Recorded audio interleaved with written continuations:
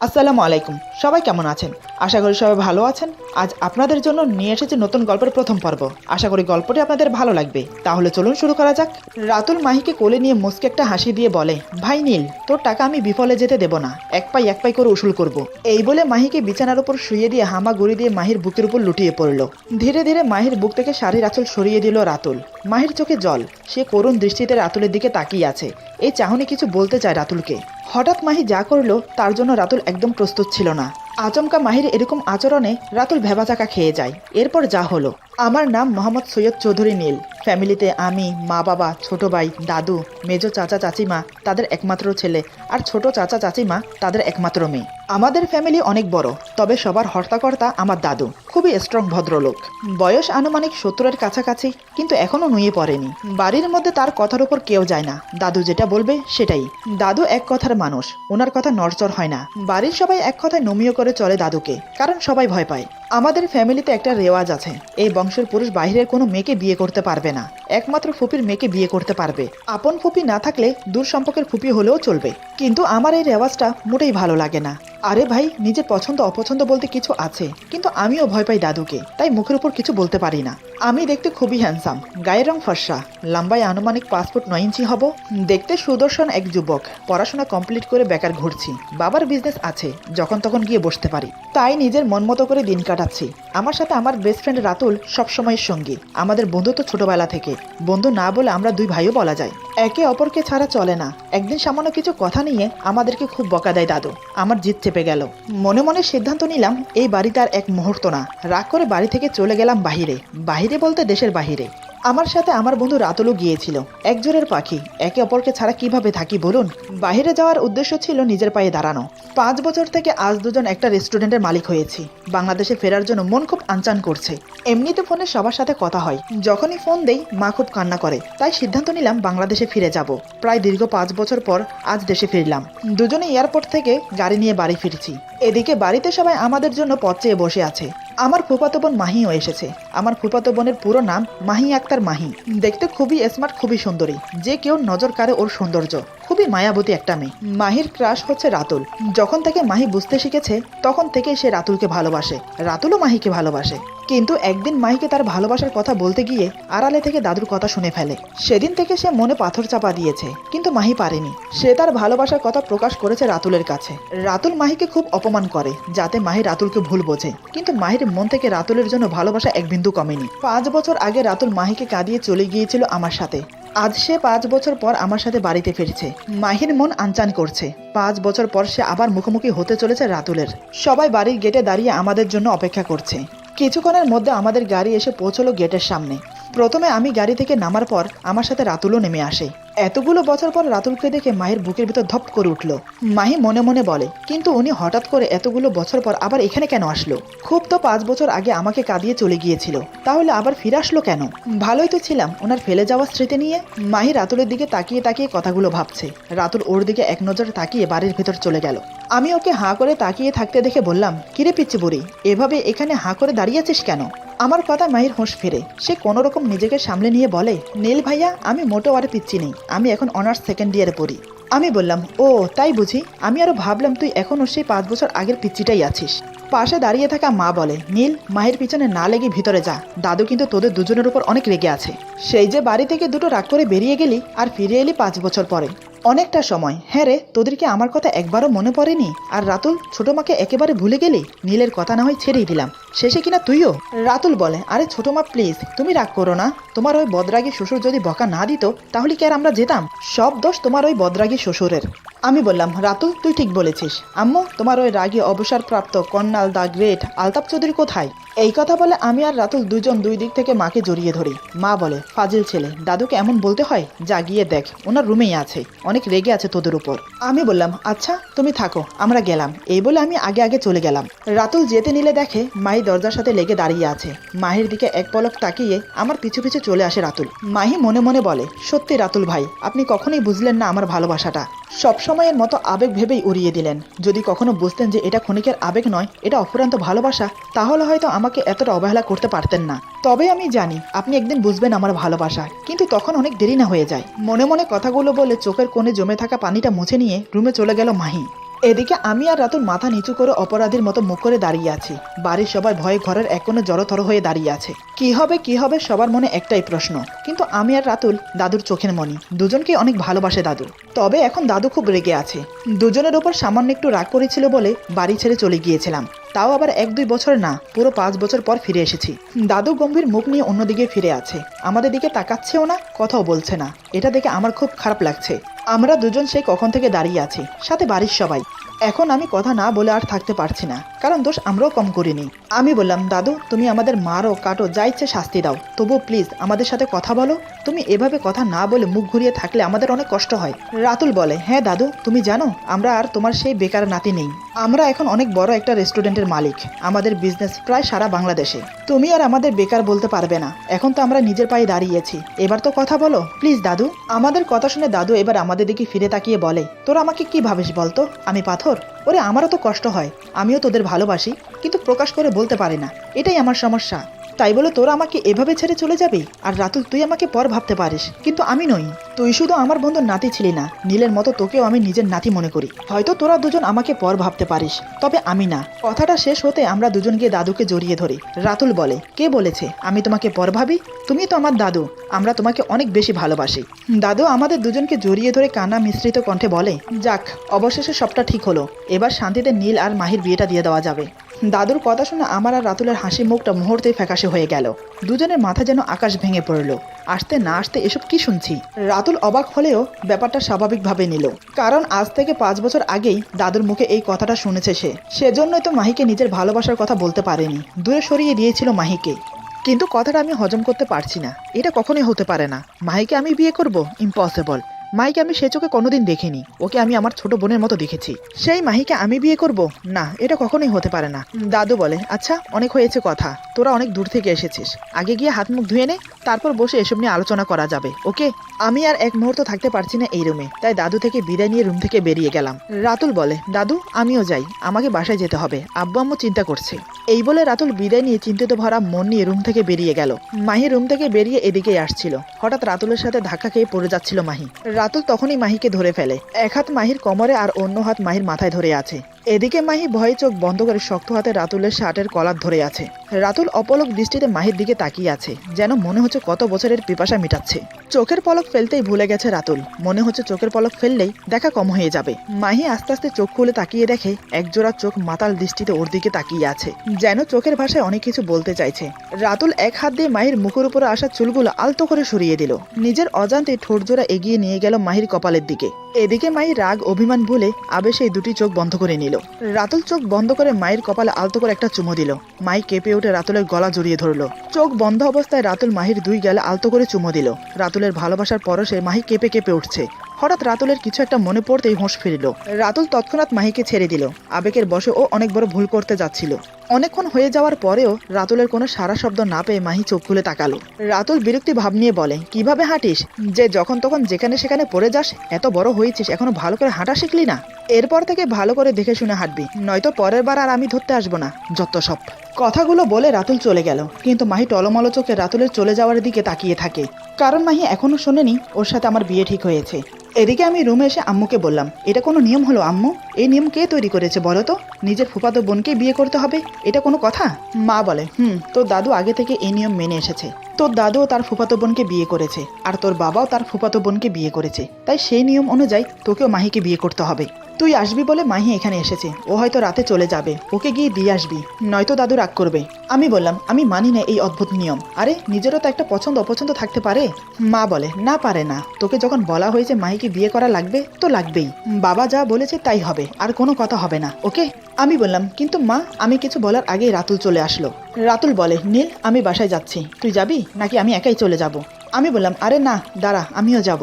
এই বলে দুজনেই বেরিয়ে গেলাম, উদ্দেশ্য রাতুলের বাড়ি। গাড়ি চালাচ্ছিলাম আমি, এমনিতেও মেজাজটা খুব খারাপ হয়ে আছে, কারণ মাহিকে বিয়ে করার ব্যাপার নিয়ে। আমি অনেক আগে থেকেই জানি রাতুল আর মাহি একে অপরকে ভালোবাসে, কিন্তু রাতুল ইগনোর করছে, সেটাও আমার চোখে পড়েছে। তবে আমি কখনো ওদের মাঝে কথা বলতে যাই না, কথাগুলো ভাবতে ভাবতে একটু অন্যমনস্ক হয়ে গাড়ি চালাচ্ছি। হঠাৎ আমার গাড়ির সাথে কিছু একটা ধাক্কা লাগলো। আমি তাড়াতাড়ি গাড়ির ব্রেক কষে বললাম, ও শেট।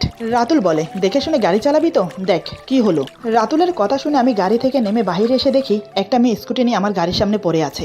এইটা দেখে আমি মেয়েটিকে যখন সাহায্য করতে এগিয়ে গেলাম, ঠিক তখনই মেয়েটি রেগে আমাকে বলে, এই যে ফাজিল লোক, নিজের বড় গাড়ি আছে বলেই কি ইচ্ছে মতো গাড়ি চালাবেন? রাস্তাটা কি আপনার দাদার? বদলোক একটা, যখন গাড়ি চালাতেই পারেন না তখন গাড়ি নিয়ে বের হন কেন রাস্তায়? বাড়ি থেকে বেরোনোর সময় এমনি মাথা গরম ছিল, এখন রাস্তার মাঝখানে এই মেয়েটার কথাগুলো শুনে মেজাজটা আরো খারাপ হয়ে গেল। আমি বললাম, হেই মাইন্ড ইউর ল্যাঙ্গুয়েজ, কিসব কথা বলছেন আপনি? মানছি যে আমার গাড়ির সাথে ভুল করে আপনার স্কুটি ধাক্কা লেগে গেছে, তাই বলি কি বাপদাদা তুলে কথা বলতে হয়? আমার না হয় রাস্তাটা দাদার নয়, তা এই রাস্তাটা কি আপনার বাপের? মেয়েটি বলে, না রে, আপনার বাবার, আর আপনার বাবা আমার আঙ্কেল লাগে, চোখ থাকতে অন্ধ কোথাকার। মেয়েটার কথা শুনে আমি পুরো বোকা বনে যাই, আবার অন্যদিকে রাগে ফেটে যাচ্ছি। আমি দাঁতে দাঁত চেপে বললাম, আমি না হয় চোখ থাকতে অন্ধ, আপনার তো এয়া বড় বড় গরুর মতো দুটো চোখ আছে, তাহলে মরতে আমার গাড়ির সামনে আসলেন কেন? আমার কথা শুনে মেয়েটা মনে মনে বলে, এখন আমি কি বলবো? না না, হেরে গেলে চলবে না, কিছু তো একটা বলে জিততেই হবে। মেয়েরা কখনো ছেলেদের সাথে ঝগড়ায় হেরে যায় না। মেয়েটি মনে মনে কথাগুলো বলে আমাকে বলে, এই যে শুনুন, মাঝ রাস্তায় পায়ে পা লাগিয়ে ঝগড়া করবেন না তো, ঝগড়োটে লোক একটা। আমার আলুগুলো সব ফেটে চোচার হয়ে গেল রে। আমি বললাম, কি? এখন তো দেখছি আপনি শুধু অন্ধ নন, সাথে কানেও খাটো। এদিকে রাতুল আমাদের কাণ্ড দেখে মনে মনে বলে, কেউ কারো থেকে কম না। রাস্তার মাঝখানে গাড়ি থামিয়ে দুজন প্রাপ্তবয়স্ক ছেলে মেয়ে দাঁড়িয়ে দাঁড়িয়ে ঝগড়া করছে, দেখো কাণ্ড। এতক্ষণেও যখন আমি আসলাম না, তাই রাতুল গাড়ি থেকে নেমে আসে। গাড়ি থেকে নেমেই দেখে পুরো রাস্তা জ্যাম হয়ে গেছে। দুই দিকের রাস্তা থেকে গাড়ি হর্ন দিচ্ছে, অনেক মানুষ রেগে চেঁচামেচি করছে। চারিপাশে এত এত হইচই, কিন্তু আমাদের দুজনের হোঁশ নেই, দুজনে এক নাগারে ঝগড়া করেই যাচ্ছি। আমি বললাম, আপনার মতো মেয়ে যার বউ হবে তার আর বেঁচে থাকতে হবে না, মরার আগেই বেচারার জীবনটা নরক হয়ে যাবে। মেয়েটি বলে, এই শুনুন, আপনাকে আমার বিয়ে নিয়ে ভাবতে হবে না, আমি জানি আমি কেমন, আর যাই হোক আপনার মতো ঝগড়াটা কোনো লোককে বিয়ে করব না। এরই মধ্যে রাতুল চলে এলো। রাতুল বলে, নীল কি হচ্ছেটা কি? কি বাচ্চাদের মতো মাঝ রাস্তায় দাঁড়িয়ে ঝগড়া করছিস? ভালো করে চারিপাশে তাকিয়ে দেখ, পুরো রাস্তা জ্যাম হয়ে গেছে, চল এখান থেকে। আমাকে টানতে টানতে গাড়ির দিকে নিয়ে যেতে যেতে বলে রাতুল। আমিও যেতে যেতে বললাম, আপনাকে আমি দেখে নেব মিস বকবক। মেয়েটি বলে, দেখুন না, দেখুন ভালো করে দেখুন, সামনেই তো আছি, ঝগড়টে লোক একটা। এরপর দুইজন দুদিকে চলে গেলাম। এদিকে মেয়েটি এক বস্তা রাগ নিয়ে বাড়ি ফিরল, ধূপধাপ পা ফেলে বাড়ির ভিতরে চলে গেল, কিন্তু এখনো আমাকে বকেই যাচ্ছে। বাজারের ব্যাগটা রেখে সোজা নিজের রুমে চলে গেল। তারপর হাত মুখ ধুয়ে মাথায় একটু পানি দিল, কেননা মাথাটা এখন ঠান্ডা করা দরকার। মেয়েটি একটু জোরে জোরেই বলে, কত খারাপ লোক, বড় গাড়ি আছে বলে রাস্তা এভাবে চালাতে হবে? আল্লাহ না করুক, যদি আমার কিছু একটা হয়ে যেত তাহলে আমার মাকে কে দেখতো? ভাগ্যিস আল্লাহ ঠিক সময় বাঁচিয়ে দিয়েছে। আবার যদি ওই লোকটার সাথে দেখা হয় তবে ওনাকে বুঝিয়ে দেব আমি রুবি কি জিনিস, আর ওনার থেকে কিছু টাকাও নেব, কেননা ওনার জন্য আমার স্কুটির সামনের আয়নাটা ভেঙে গেছে। এদিকে রুবির মা রুবিকে বকবক করতে দেখে বলে, কিরে কার সাথে কথা বলছিস আর কাকে এত বকা দিচ্ছিস? রুবি বলে, আর বলো না মা, জানো আজকে কি হয়েছে?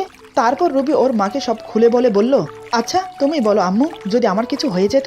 আর তুমি তো জানোই আমি কত সুন্দর করে স্কুটি চালাই, একদম এক সাইডে বললে চলে। মা বলে, তুই যে কেমন করে স্কুটি চালাস সেটা আমি খুব ভালো করেই জানি। স্কুটি নয়, মনে হয় প্লেন চালাচ্ছিস। ভাগ্যিস ওই ছেলেটার কিছু হয়নি। আমি শিওর যদি আর কিছুক্ষণ ওই ছেলেটা ওখানে থাকতো তাহলে তুই ওকে ঘন ধোলে খাওয়াতি। রুবি বলে, কি তুমি আমার আপন মা হয়ে আমাকে এভাবে বলতে পারলে? মনে তো হচ্ছে তোমার ওই ছেলেটার জন্য পরাণ কাঁদছে। যাও না যাও, গিয়ে ছেলেটাকে তোমার মির্জামাই বানাও। মা বলে, না থাক, আমার শুধু শুধু কারো জীবন নষ্ট করার কোনো ইচ্ছে নেই। রুবি নাকি কান্না করে বলে, আম্মু। মা মুচকি এসে বলে, আরে আমি তো মজা করছিলাম, আমার মেয়ে অনেক ভালো, একদম সোনা মেয়ে, আয় খেতে আয়, আমি খাইয়ে দিচ্ছি। এদিকে রাতের খাবারের পর আমার মা বলে, নীল মাহিকে ওর বাসায় দিয়ে আয়। কথাটা শুনে আমি ভুরু কুচকে তাকালাম, কিন্তু কিছু বললাম না, কারণ দাদু ছিল সামনে। মনে মনে রাগ হচ্ছিল খুব, আমি দিয়ে আসবো ওকে? ইম্পসিবল। ঠিক আছে বলে ওখান থেকে চলে আসলাম। মাহি চলে গেল রেডি হতে নিজের রুমে, আমি আর রাতুল বাইরে চলে এলাম। আমি বললাম, রাতুল তুই বরং মাহিকে বাসায় দিয়ে আয়। আসলে আমিই দিয়ে আসতাম, কিন্তু আমার একটা কাজ পড়ে যাওয়ায় যেতে পারছি না, আর এই রাতের বেলায় তো মাহিকে একা ছাড়তে পারছি না, তাই বলছি তুই ওকে দিয়ে আয়। আমার কথা কেন জানি রাতুলের বিশ্বাস হলো না, তাই ভ্রু কুচকে বলে, তোর আবার এখানে কিসের কাজ? তোর কাজ পড়লে আমি জানতাম না? সত্যি করে বলতো। আর আমি মাহিকে পৌঁছে দিতে পারবো না, পারলে তুই গিয়ে দিয়ে আয়, নয়তো ওর বাসা যাওয়ার দরকার নেই। রাতুলের শেষের কথাটা মাহি শুনে ফেলে। আসলে ও ভিতরে গিয়েছিল রেডি হতে। তারপর সবার থেকে বিদায় নিয়ে খুশি মনে বাইরে গাড়ির কাছে আসতেই রাতুলের কথা শুনতে পায়। কথাটা শুনে মাহির চোখের কোনো পানি জমে গেল। কোনো রকম কান্না আটকিয়ে আমার সামনে এসে বলে, নীল ভাইয়া, আপনার যদি সময় হয় তাহলে আমাকে দিয়ে আসতে পারেন, নয়তো থাক, আপনাদের কাউকে আমাকে দিয়ে আসতে হবে না, আমি একাই যেতে পারবো। আসলে কারোর ইচ্ছের বিরুদ্ধে তো কাউকে দিয়ে কিছু করানো যায় না। কথাটা বলেই মাহি চলে গেল।